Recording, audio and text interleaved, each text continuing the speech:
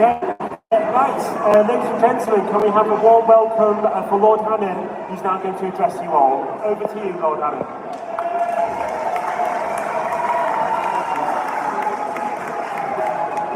Well, good evening, ladies and gentlemen. Good evening, and thank you for the support from the young Chagossians here. It's lovely to have people here of all ages. My name is Daniel Hannan. I am a Conservative member of the House of Lords, and I used to be the member of the European Parliament for South East England. So anyone here from Crawley? Anyone here from Surrey or Sussex? If you were, I was your representative. Maybe you voted for me. Maybe you voted for the other guys. The key thing is that you had the chance to vote. And that's what I want to talk about tonight. We cannot make decisions about you without you. The precondition of any settlement should be the self-determination and rights of people of Chagossian heritage. The Chagossians here will know the history, but for people not from the islands, let me just run through a couple of the facts. The Chagos Islands were uninhabited until 1783. The French then settled them. They were seized in the Napoleonic Wars, taken from France in 1810, ceded in 1814. Nobody disputed British sovereignty at that time, and indeed, long after the independence of Mauritius, it was a non-issue. It was only much later that Mauritian government began to take an interest. You'll have got from that potted history that Mauritius never exercised sovereignty over what is now the British Indian Ocean territory. But for the avoidance of doubt, the United Kingdom did a full and final deal with the Mauritian government in the 1960s. Mauritius accepted £3 million, the then immense sum of £3 million, to renounce all its claims. And the then Prime Minister, the first post-independence Prime Minister of Mauritius, Ramagulam, said, "These are islands which we don't know, they are far away, and we don't visit them." He was very happy to do the deal. And by the way, for the avoidance of any doubt, Mauritius was then paid a second time, the still pretty huge sum in those days, of £650,000 in 1972 for the resettlement of Chagossian people. In other words, Mauritius, having been paid twice to renounce its claim, having done so and having had that agreed by all sides, now wants to be paid to take the islands off us. And incredible, such is the cultural cringe of this government, such is their readiness to see every question in decolonized terms, that they are prepared to pay for the privilege of abandoning territory. The Labour Party, which came in promising growth, is in fact delivering shrinkage, literal geographical shrinkage, and political or moral shrinkage. And what does Mauritius argue? Next to all of the history of continuous British sovereignty, what's their claim? Well, they say, well, the islands were administratively part of the same territory during British colonial rule. But hang on, wait, is that a principle now? Is that a thing?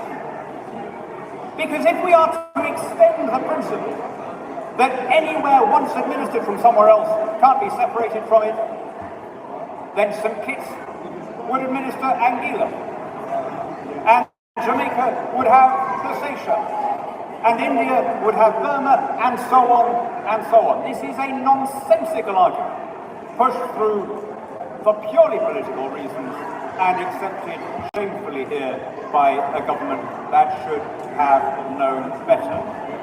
My friends, I would like the current dispute to be the beginning of a revival of life in an inhabited archipelago.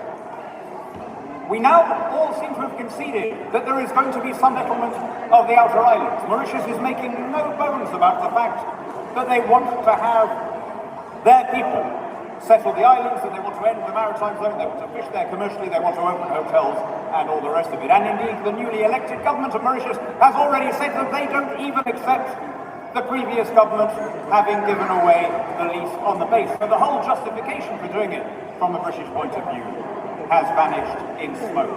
Well, if we are able to settle some of the outer atolls, then we can do it under British rule, if that is what the population from the islands prefers.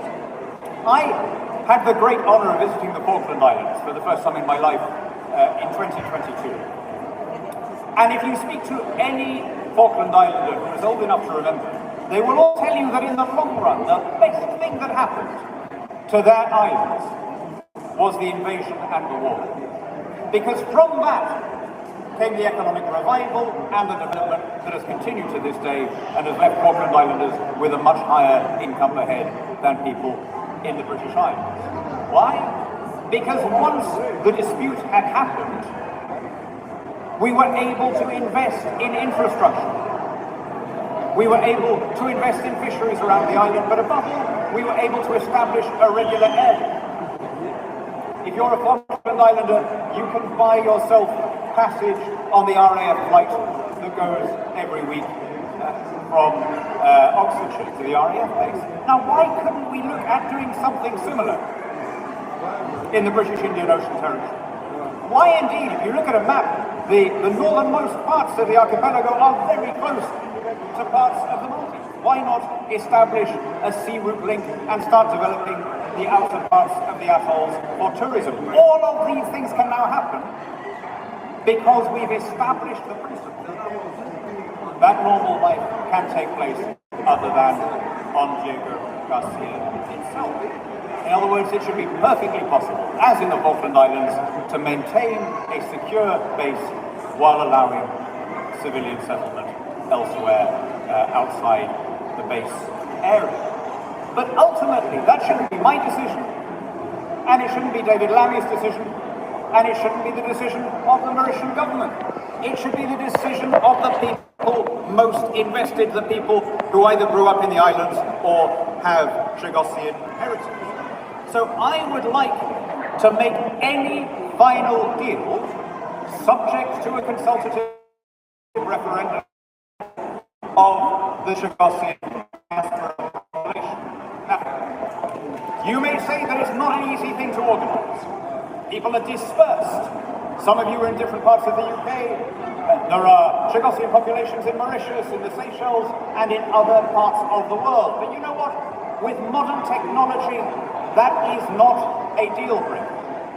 I am voting this week in an election as to who should be the Chancellor of Oxford University. Right? There are people eligible to vote in that election. Any graduate can do it on every continent of the planet. And yet, they still are technically capable of doing it. You establish that you have the right to vote, and then you get given the right to vote online. Now, if Oxford University can do that, I refuse to believe that the British state is incapable of organising an online consultative referendum of people of Chagossian origin. And then you decide. The wider population can decide. Is this a resettlement that you would like to happen under British sovereignty as at present, or would you rather live under the sovereignty of another country? And either way, people can accept the result because it will be a clear democratic vote. By the way, I'm conscious that just by saying what I'm saying, if one of you stood up here and said the same thing, you could technically under Mauritian law be sentenced to 10 years in prison for having disputed Mauritian sovereignty over part of their territory. I look at that and I think we're really not the bad guys here. Right? There must be a way of establishing a just outcome on the basis of freedom and justice and democracy. I'll leave you with this thought. The king wants no unwilling subjects. But one of the remarkable things, maybe unique things, about the British colonial moment was that it ended overwhelmingly peacefully. The British Empire had a self-dissolving quality. With one or two exceptions, there were some tragic exceptions, But in the vast majority of cases, people were allowed, were brought to independence without a shot being fired in anger. And that works both ways. Self-determination means exactly that you can determine for yourself whether to be independent or whether you want to carry on being part of another country's jurisdiction. Whichever way you decide, that should be treated as final and binding. I hope that we can move an amendment to the legislation to ensure that nothing would happen without the explicit approval of Chagossians in a consultative vote. And I hope that we will maintain this extraordinary archipelago with a combined oceanic territory larger than India, because I think we've done great things together. But in any event, it's your call and yours is the final decision. Our great song throughout has been democracy, and we haven't stopped singing it yet. Thank you all, and good luck.